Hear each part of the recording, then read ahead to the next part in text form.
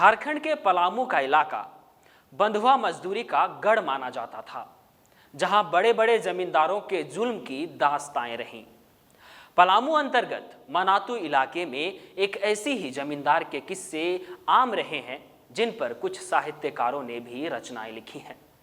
इन्हें मनातू महवार यानी मनातू के मालिक और मनातू के आदमखोर के नाम से भी जाना जाता रहा है। नाम जगदीश्वर जीत सिंह। आज उनकी चर्चा इसलिए क्योंकि अब वह इस दुनिया में नहीं रहे। नमस्कार, आदाब, मैं मोहम्मद फैसल हूं और आप देख रहे हैं जेके न्यूज नेटवर्क। चलिए शुरुआत शुरू से करते हैं। लंबा चौड़ा कद, गठा हुआ शरीर और तेज निगाहें, मनातू महवार का जीवन स्वर्णिम काल रहा है।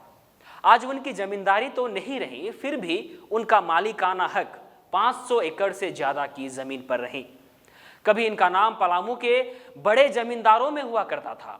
उनके कथित जुल्म की दास्तानों ने कई उपन्यासों में अपनी जगह बनाई है। 70 के दशक में पलामू इलाके में बंधुआ मुक्ति आंदोलन शुरू किया गया था, जिसके केंद्र में मनातू महवार भी थे। बहुत कम लोगों को उनका असली नाम पता था। अपने जमाने के दूसरे जमींदारों की तरह ही शिकार का शौक रखता था, जानवर पालने का शौक था, मसलन चीता, हिरन आदि। कुछ लोगों और घटनाओं ने चीता को बाघ बना दिया और बाघ पालने वालों को आदमखोर बना दिया, एक इंसान को जानवर बना दिया। कभी किसी पत्रकार द्वारा पूछे जाने पर उन्होंने बड़े गर्व के साथ बताया था कि मेरा नाम महवार जगदीश्वर जीत सिंह है। महवार का मतलब है मालिक, यानी कि मनातू का मालिक। मगर महवार जगदीश्वर जीत सिंह को मनातू के आदमखोर के नाम से इसलिए भी जाना जाता रहा है क्योंकि उन पर आरोप था कि वह बाघ पालते थे और विरोध करने वालों को बाघ के पिंजरे में डाल दिया करते थे। मनातू के आदमखोर जगदीश्वर जीत सिंह उर्फ महवार ने शनिवार को अपने गांव के अपने घर में अंतिम सांस ली। वे 1960 से 70 के दशक में चीता पालते थे। वर्ष 2009 के करीब वे खूब बागवानी करने लगे थे। उनके अहाते में कई तरह के बाग, पेड़ पौधे लगे रहते थे। उनके बारे में तरह तरह के किस्से थे। जो कोई बगावत करता उसे चीता का चारा बना देते।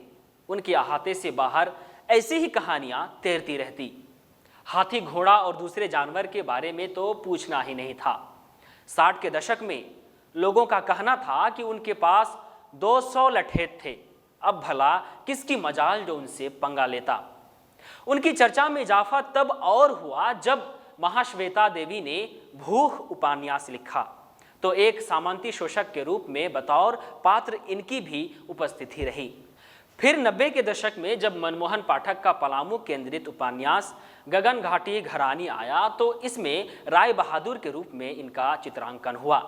इसके बाद पलामू के ही मशहूर कथाकार राकेश कुमार सिंह ने अपने उपन्यास महाअरण्य में गिद्ध में उन्हें दर्शाया।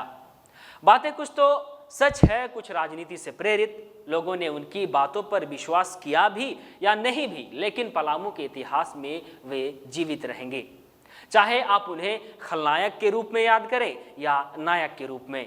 एक चरित्र जिन्होंने कई चरित्रों को जन्म दिया। उन्होंने अपने जीवन में जो चाहा वह किया, एक लंबी आयु पाई।